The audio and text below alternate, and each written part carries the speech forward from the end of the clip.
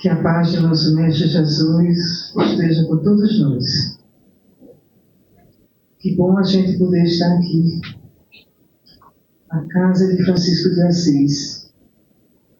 Aquele que nos inspira, aquele que foi tocado tão de perto por Jesus, para colocar em prática os seus ensinamentos.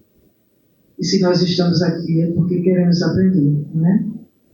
Todos nós que estamos aqui queremos aprender.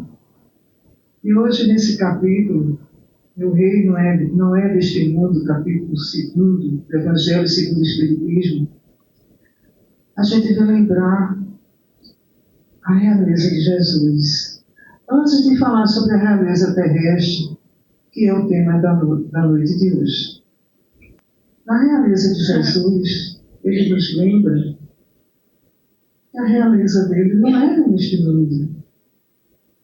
Ele veio aqui para implantar o reino de Deus nos corações dos homens.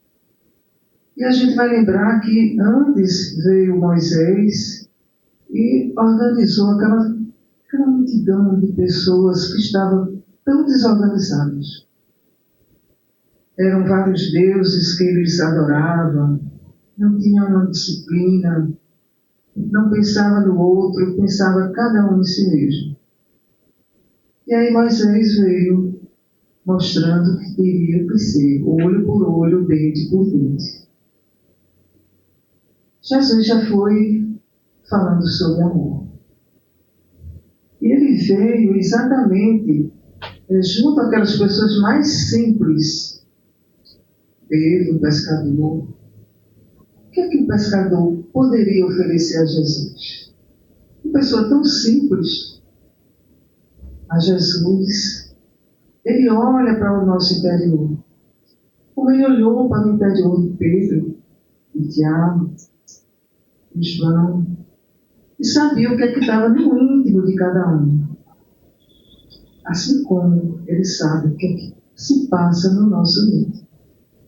Se a gente imaginar, fechar os olhos e imaginar Jesus olhando para dentro de nós, a gente vai sentir que não estamos sozinhos. Muitas vezes a gente pede a Ele que resolva os nossos problemas, mas a gente esquece de olhar para Ele.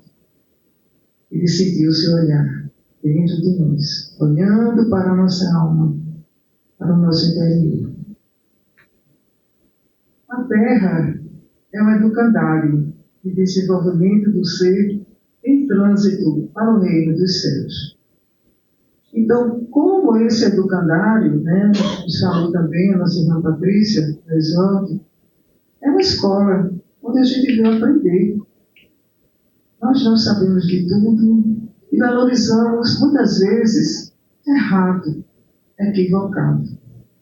Eu costumo dizer que a gente se equivoca quando a gente erra porque não aprendeu a acertar. É diferente do erro, que quando a gente erra, a gente sabe que está errando. Então, muitas vezes, nós nos equivocamos na nossa vida, fazendo coisas que não deveríamos. A encarnação, as oportunidades que nós temos para reencarnar, são os ajustes que nos é oferecido por Deus, nosso Pai, para que a gente passe de ano na escola da vida. Então, estamos aqui, todos nós aprendendo. E como aprendizes, nós vamos ler um trecho da Rainha de França. Vejamos o comentário dela. Quem melhor do que eu pode compreender a verdade destas palavras de nosso Senhor? Meu reino não é deste mundo. O orgulho me perdeu na terra. Quem, pois, compreenderia o nenhum valor dos reinos da terra, se eu o não compreendia? Que trouxe eu comigo da minha realeza terrena? Nada, absolutamente nada. E como que, para tornar mais terrível a lição, ela nem sequer me acompanhou até o túmulo. rainha entre os homens, como rainha julguei que penetrasse no reino dos céus. Que desilusão! Que humilhação, quando em vez de ser recebida aqui qual soberana, vi acima de mim, mas muito acima, homens que eu julgava insignificantes e aos quais desprezava por não terem sangue nobre. Oh, como então compreendi a esterilidade das honras e grandezas que com tanta avidez se requestam na terra. Aqui a gente vê um exemplo daquelas pessoas que foram educadas para serem reis, rainhas. Eles recebem todo um aparato. A coroa significa que eles são ungidos por Deus para que eles possam ali reinar. O cetro que eles seguram é o símbolo das lutas, das guerras que eles vão enfrentar para defender o seu reino. Tem todo um aparato, uma veste, um manto com os brasões da família. Então a nossa rainha aqui, ela achou que iria levar isso tudo, né? Lá no plano espiritual, para onde ela desencarnou e onde ela se achava agora. Muitos se equivocam, né? Muitos se equivocam. A gente lembra, André Luiz passou 8 anos no umbral. André Luiz foi um médico aqui na Terra. E depois que ele desencarnou, que ele passou 11 anos no hospital, quem rezava por ele era a mãe, que estava num plano mais elevado, e uma senhora que agradeceu por ele ter atendido a ele. E mais ninguém. André Luiz chegou no nosso lar e ele achava que ele, como médico, ele poderia prestar um serviço, né, ser mais produtivo. De jeito nenhum, não é assim. Ele foi convidado para ir para as câmaras de retificação, onde vários espíritos estavam ali dormindo, e onde muitos até botavam uma gosma, muitos se levantavam, gritavam, voltavam a dormir novamente. André Luiz entendeu e fez o seu trabalho. Fez o seu trabalho, aceitou aquela nova situação, não mais como o título de médico que ele tinha. Muitos vão chegar lá no plano espiritual com essa ilusão de que vão levar alguma coisa mais daqui. Tudo que pensava ser importante no plano terreno não faz diferença no desenvolvimento do seu ser. Quanto antes houver o despertar para a vivência espiritual, melhor será o aproveitamento das encarnações na escada evolutiva de cada um. Então, quanto mais a gente compreender o que é que nós estamos aqui fazendo, de onde nós viemos e para onde nós vamos. Se nós estamos aqui na casa de Francisco de Assis, ouvindo os ensinamentos de Jesus através do Evangelho, nós queremos adquirir uma bagagem, né? Para que a gente possa levar. Mas se a gente não faz isso, se a gente se apega às pequenas coisas, né, a gente lembra que o reino, né, que essa rainha, ela se referia, o reino dela, que ela queria levar, muitas vezes a gente se comporta como pequenos reis. Às vezes, até em casa. Aqui é meu reino, aqui eu mando, sou obedecido. Como é que nós estamos tratando os nossos funcionários? É no chicote? É na compreensão? É dando oportunidade de crescimento, porque também é um reino que nós dominamos. Existem vários reinos, e muitas vezes não é somente o reino da realeza, dos reis e rainhas. Às vezes a gente se avora como se fossem os reis e rainhas que os outros têm que prestar, não é? Reverência. Isso se chama orgulho. Uma reflexão sobre os valores espirituais e a verdadeira missão de Jesus na Terra. É esse capítulo. Meu reino não é deste mundo. Na instrução dos Espíritos, nós encontramos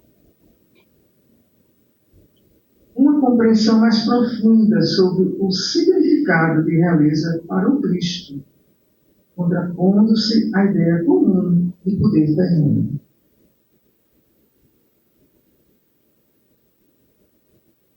Quando Jesus afirmou que o seu reino não é deste mundo, ele rejeitou as ambições. Ele não era o Senhor dos Exércitos, não era aquele que iria se sentar no trono e ser o rei. E aí a gente lembra, né, Lúcia, a história de aquele que traiu Jesus, de Judas, que achava que Jesus ia resolver todos os problemas, que iria combater os romanos. Eles eram escravizados e eles estavam ansiosos para se livrarem daqueles romanos. Então Jesus seria aquele que iria combater o Senhor dos Exércitos. Ilusão, né? Porque Jesus foi todo amor, foi toda bondade, mansidão. O verdadeiro poder. Qual é o verdadeiro poder? O verdadeiro poder está na espiritualidade e no amor universal. Como é que nós podemos compreender a nossa vida espiritual? Nós hoje estamos aqui encarnados, temos os nossos trabalhos, as nossas famílias, os nossos bens. E aí a gente também lembra que Jesus disse para aquele rapaz, ele disse: olha, Senhor, eu já estou cumprindo todos os mandamentos. O que é que falta para eu entrar no reino dos céus? Jesus disse: abandona tudo que tu tens e volta. Aí ele disse: não posso fazer isso, eu não posso abandonar meus bens. Será que era para abandonar os bens e viver na mendicância? Nós temos pessoas que têm empresas, que têm indústrias, mas que nem por isso deixaram de amar a Deus. Nem por isso deixaram de conhecer Jesus. A riqueza é um bem. Se não fosse a riqueza, nós não teríamos o desenvolvimento da ciência, que traz tantos benefícios para todos nós. Os empregos que são oferecidos. Então não é a riqueza, mas é o apego à riqueza. Esse que está errado. Claro que a gente não tem que abrir mão de tudo, né? Ser relapso, não cuidar. Não, a gente tem que cuidar. Mas a gente não pode se apegar.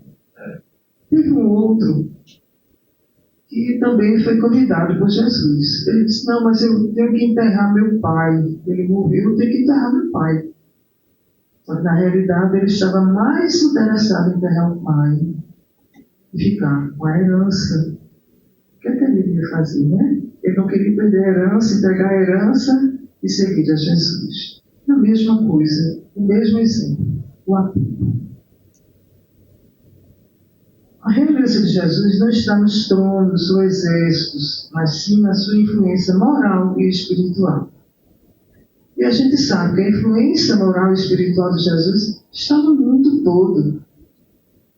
Os códigos civis, a justiça, está toda baseada nos ensinamentos de Jesus. Não matar, não roubar, não desejar o que é do próximo. E Isso tudo, em todos os códigos tem isso. Nenhum país abre mão de perdoar quem matou, quem roubou. Jesus trouxe isso, essa responsabilidade para nós. Ele não foi, então, um legislador convencional. Ele não veio submeter a humanidade, nem submeter essas leis vigentes. Porque ele veio já um avanço a mais sobre o que Moisés tinha vindo fazer aqui. Ele foi portador de uma revolução que tem por base o amor na sua essência. E veja que Jesus, naquela época, falar sobre amor era uma coisa assim, porque o amor era mais as mulheres que eram mais sensíveis ao amor. Os homens eram mais brutos. Não tinha essa coisa de amor. Mas ele sabia de cada um o que poderia contar. E aí ele juntou os seus discípulos, conhecendo os seus interiores, os seus pensamentos. A realeza terrestre está ligada às riquezas, às conquistas materiais e ao poder sobre os outros. Aquele que desmata uma floresta, ele pensa que ele vai vender a madeira e vai ficar muito rico. Não.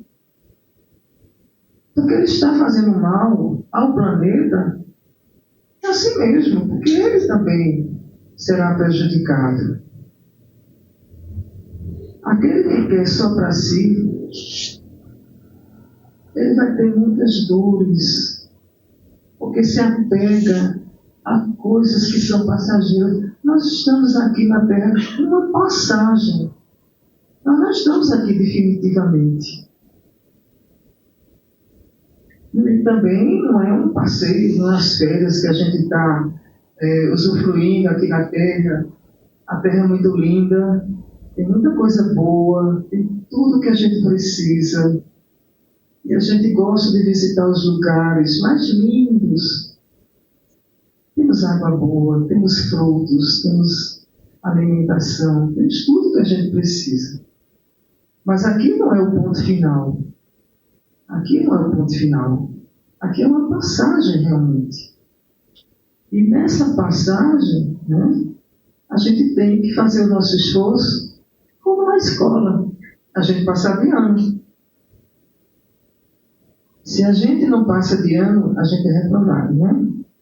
Tá. Aí a gente vai, repete o ano, não se esforça, é reprovado de novo. Aí vamos repetir. Até que aquele lá de cima faz, não, agora você vai do meu jeito. A oportunidade foi oferecida, você não aceitou. Agora vai do meu jeito. E aí vai virar tudo. Porque muitas vezes só a dor é que faz a gente despertar. Quando há uma doença, quando há um problema mais sério, não é porque Deus esteja sem cuidar da gente. Ele está cuidando o tempo inteiro. Mas às vezes uma doença faz a gente despertar para algo maior do que nós mesmos. É aquele despertar que a gente precisa. E aí a gente lembra de Jó, em que ele foi testado se ele seria fiel a Deus, se ele iria abrir mão, diria, eu não quero mais, me livra dessa doença. Ele corpo todo cheio de chagas, cheio de feridas. E Jó dizia, bem-aventurado, meu Deus, por querer bem gastar o vosso servo. E às vezes a gente tem uma dorzinha, e a gente já apela, resolve para mim aí, resolva, faça qualquer coisa, mas me livra dessa situação. A gente está rezando errado, A gente está rezando errado.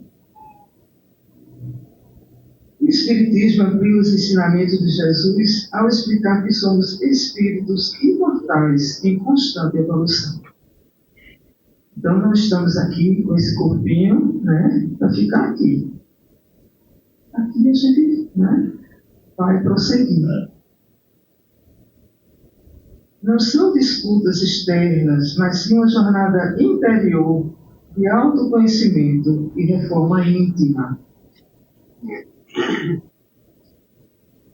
Não é questão exterior que a gente vai se preocupar, mas a gente possa fazer um mergulho, uma viagem interior para dentro de nós. O que é que eu estou fazendo na minha vida? O que é que eu preciso mudar? O que é que eu preciso fazer para ser melhor? No Evangelho, nós temos uma frase que é bem linda. Reconhece-se o espírita, o bom espírita, aquele que se esforça para domar as suas más inclinações. Quando foi dito isso, se sabia que nós não éramos perfeitos. Mas a gente precisa aprender a domar as nossas más inclinações. E às vezes a gente se pega assim com pensamentos negativos em relação a outras pessoas, em relação a nós mesmos. E aí a gente se culpa e a gente faz, né? Parece que a gente está sozinho no mundo. Quando a gente se culpa é porque a gente está querendo ser punido por algo que nós fizemos. Muitas vezes não é algo que nós fizemos. Nós não somos perfeitos ainda. Por não sermos perfeitos, a gente erra e acerta. A gente erra hoje, acerta amanhã. Aí depois de amanhã a gente erra novamente.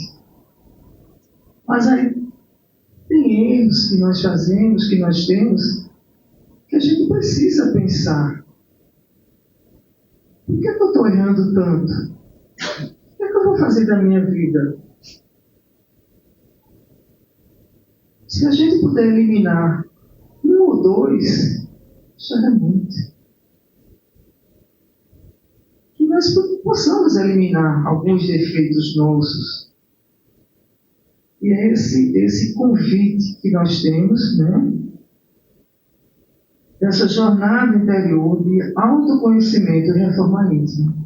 Que é isso que o Espiritismo vem mostrando, vem pregando que a gente precisa fazer.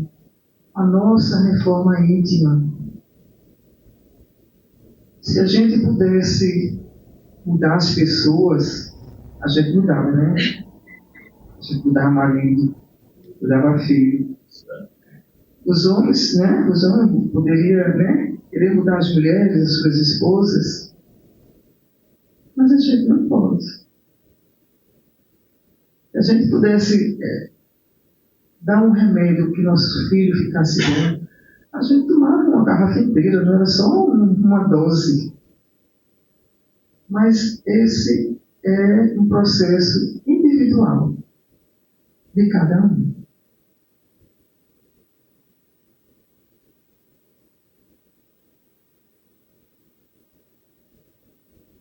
Na realeza espiritual, centrada na humildade, na caridade, no amor incondicional. Esse é o objetivo. Centrar na humildade, na caridade e no amor incondicional. Esse é o remédio, o roteiro que nós precisamos para o nosso próprio desenvolvimento espiritual. A humildade faz com que a gente reflita, saber que a gente erra. E sabendo que a gente erra, procurar acertar. Mas se a gente acha que não erra, a gente vai achar que está certo sempre. Olha, achar que está sempre certo e que os outros estão errados é bronca, né? É bronca. Porque às vezes a gente não faz esse autoconhecimento de nós mesmos. Essa avaliação do que a gente faz. A gente só acha que o outro é que errou com a gente. A gente não erra, não. A gente erra. Não erra muito. Mas a gente só acha que o outro é que tem que pedir desculpa pra gente. Ah, não, mas é porque eu sou, né? A rainha da cocada, então tem que se reverenciar a mim. Não é por aí. A gente não é essa cocada.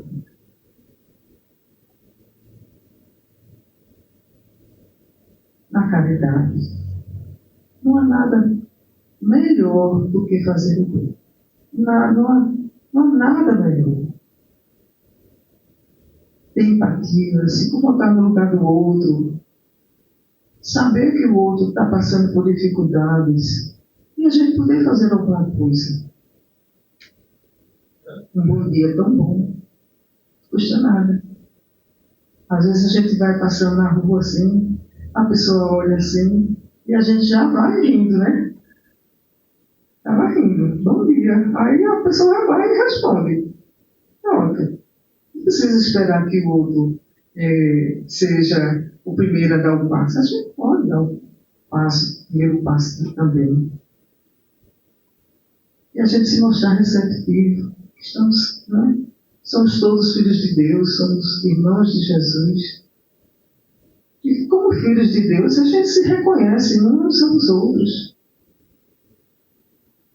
Então, procurar fazer o bem é muito bom. É muito bom. Não tem coisa melhor. Mas, como diz aqui a rainha de França, ela diz assim: para se granjear um lugar neste reino, são necessárias a abnegação, ou seja, negar a si mesmo. Não é querer tudo para si, é ser humilde. A caridade em toda a sua celeste prática, a benevolência para com todos. Não se vos pergunta o que fostes, nem que posição ocupastes, mas que bem fizestes, quantas lágrimas enxugastes.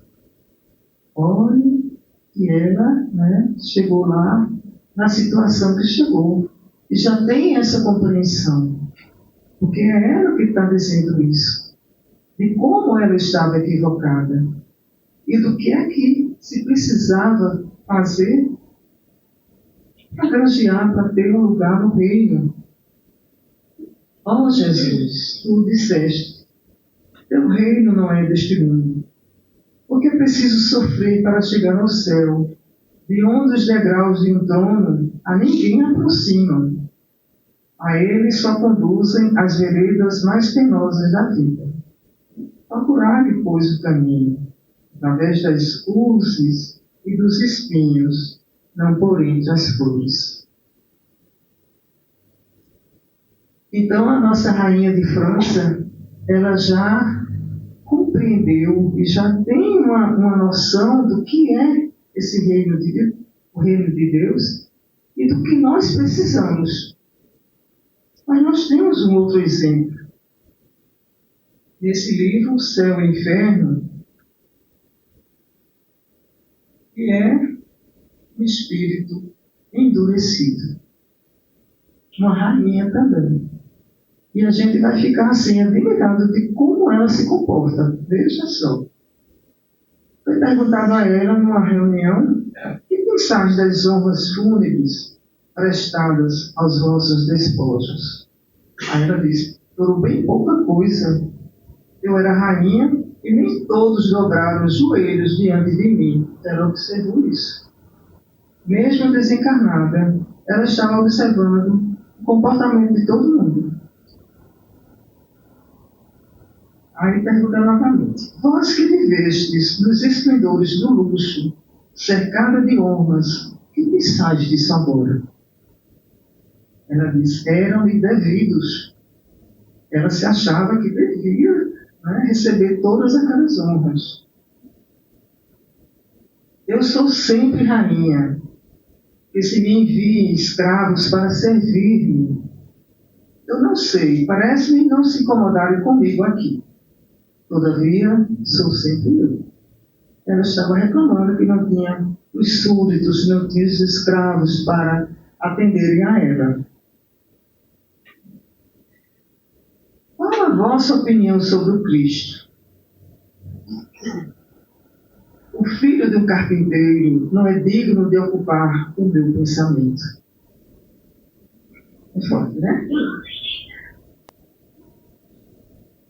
Sob qual forma estás aqui? Ela disse, sou sempre rainha. Pensas tu, pois, que cessei de ser-o? Sois pouco respeitosos. Sabei que se fala de outro modo às rainhas. Que soberba, quanto orgulho. Esses são, do livro dos Céu e Inferno, são vários exemplos. Tem os espíritos felizes, os espíritos medianos, os espíritos sofredores. É um bom livro para a gente ler, para a gente entender a classe de espíritos que existe. Se pudesses ver-nos, vê-la-íamos com os vossos adornos, as vossas joias, certamente.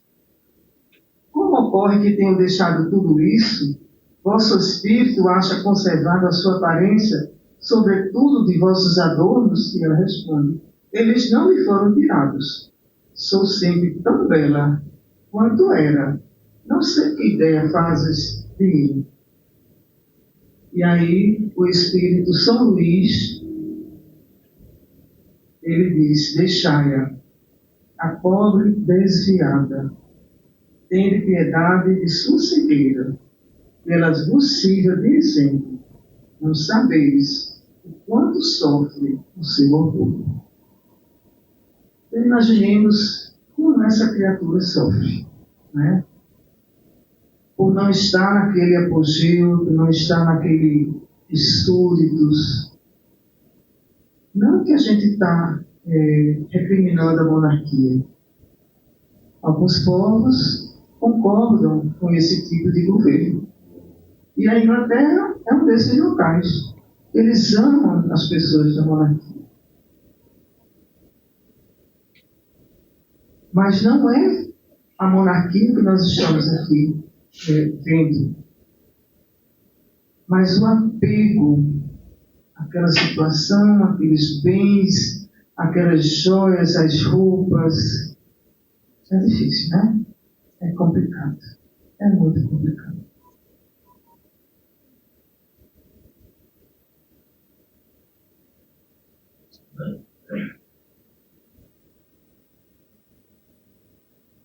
O que é que cabe a cada um de nós? Não disputar lugares, achar que é para mim. Ah, não, isso é para fulano, isso é para mim. Eu sou melhor, sou mais bonitinha, né? Isso é para mim. Não se expor à lisonja. Ah, mas você é maravilhosa. Você é isso, você é aquilo outro. Não. A lisonja faz mal. Porque nós estamos aqui, né, nas nossas atividades, trabalhando por Jesus e para Jesus. Não é por nós. Não é por nós. Não ser o primeiro. Vou logo na frente porque eu quero que o lugar é meu. Eita. É parada, né? E aí tem uma estrada na Jordânia, que ele fala aqui, a Transjordânia, que é uma estrada bem rude, queimada, com pedras vulcânicas. É bem um símbolo dos caminhos íntimos que o candidato à libertação deve percorrer. Essa é a nossa estrada. Não é a estrada da porta larga, da facilidade, das belezas, é a porta estreita que a gente deve passar por ela. Largas distâncias, calor inclemente, solidão e silêncio são alguns lances da opção. Porque essa evolução é individual. Nós é que podemos fazer por nós. De alguma forma, os homens vivem situações equivalentes no mundo. Às vezes piores e em circunstâncias tão danosas que não as suportando, mas fogem para as bebidas, as drogas, as luxúrias, os vícios. As pessoas se entregam achando que deve usufruir daquilo, usufruir de tudo. Uns enlouquecem e se aprisionam em lupanários de luxo ou cárceres de volúpia sem fim. Desregramento sexual. Outros emurchecem, desalentados, e fogem pelo abismo do suicídio abominável. E pessoas que, quando têm uma derrocada financeira, se suicidam, porque não querem voltar de baixo, começar de baixo, até sair daquela situação. Se acostumaram a viver na opulência e não querem perder nada. Mas é um engano. O suicídio é um terrível engano. Porque não vai encontrar a paz que deseja, o fim dos sofrimentos. Pelo contrário, não é? Solitários na multidão que os bajula e aplaude, detestam-se e escarnecem de todos e de tudo. Olha. Solitários na multidão que os bajula e aplaude. Quantos vivem assim? Sendo bajulados, sendo reverenciados.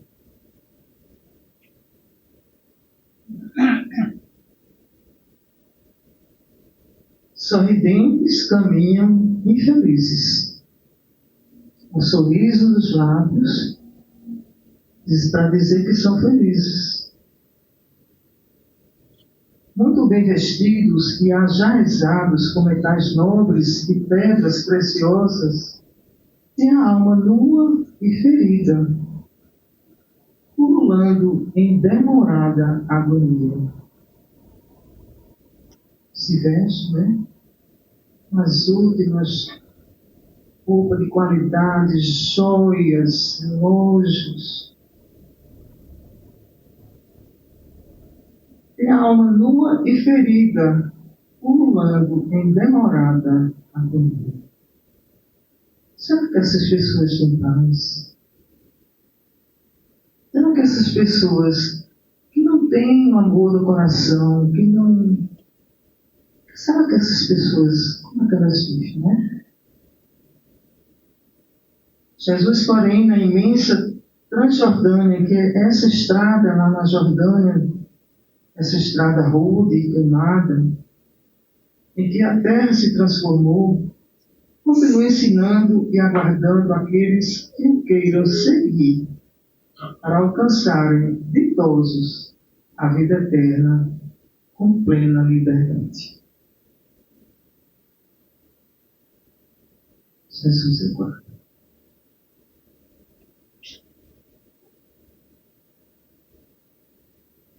Continua ensinando e aguardando aqueles que o queiram seguir para alcançarem ditosos a vida eterna com plena liberdade. E aí eu vou lembrar nossa Lúcia Freire aqui domingo, que falou sobre a coragem de ser cristão. A coragem que precisamos para sermos cristãos. E que Judas, que achava que Jesus ia resolver os problemas todos,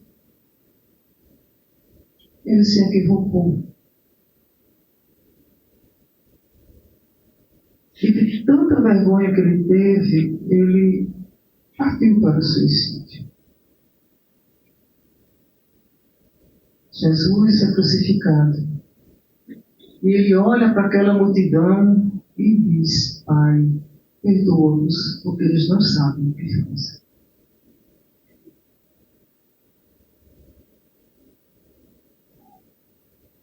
Depois que Jesus foi tirado da cruz, colocado ali numa tumba, numa pedra, onde Jesus foi?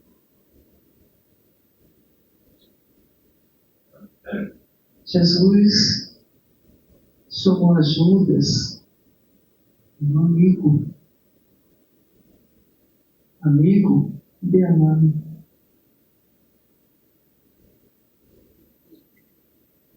Saia daí, de onde você está.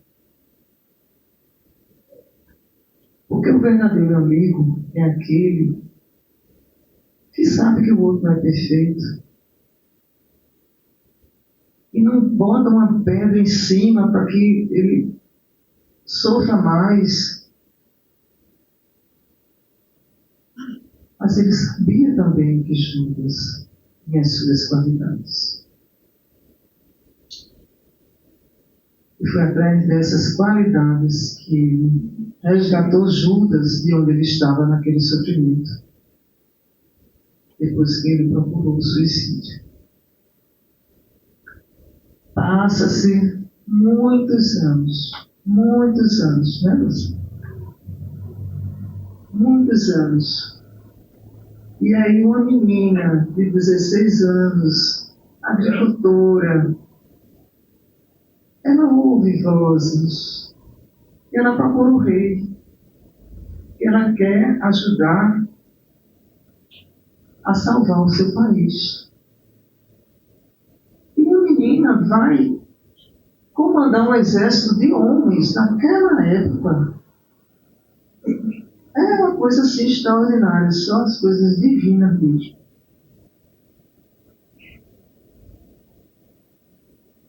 Essa foi a preparação que Jesus teve. Passou muitos anos para que ele pudesse se preparar e morrer na fogueira, como Joana d'Arc. Então, os resgates nos são oferecidos também. Jesus não nos abandona. Nunca. Que ninguém se sinta abandonado por Jesus.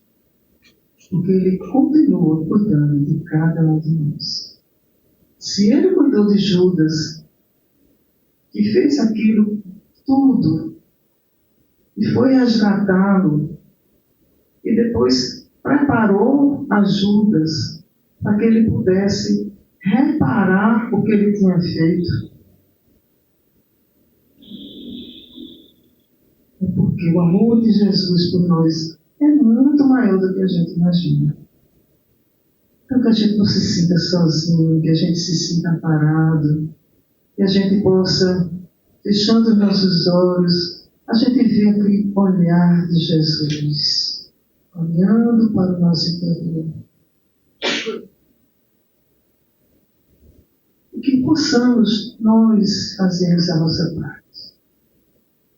Que possamos nós procurar nos desenvolver, eliminando aos poucos os nossos defeitos, as nossas más inclinações, e procurando ser aquele cristão que Jesus espera de nós. Aqui estamos concluindo, agradecidos imensamente a Deus por estarmos aqui na casa de Francisco. Francisco foi aquele que escutou a voz de Jesus. Francisco reconstrói a minha igreja. E Francisco vai reconstruir pedra sobre pedra Não é assim não, Francisco. Quando Francisco entendeu qual era a proposta de Jesus, tendo já ido para as cruzadas, ele queria fazer alguma coisa, e ele volta. Não é por ti, Francisco. Volta. E ele se entrega tanto a Jesus, de uma forma, uma entrega tão grande, que ao final da vida dele, Francisco tem as mesmas chagas de Jesus em suas mãos. E era isso que ele desejava. Saber como tinha sido o sofrimento de Jesus. E ele próprio também sofreu. Por amor a Jesus. Nós possamos, nossa parte, fazer o que nós pudermos por nós, por aqueles que nos rodeiam, pelos espíritos sofredores, que tenham a bênção de Deus. Jesus nos abençoe.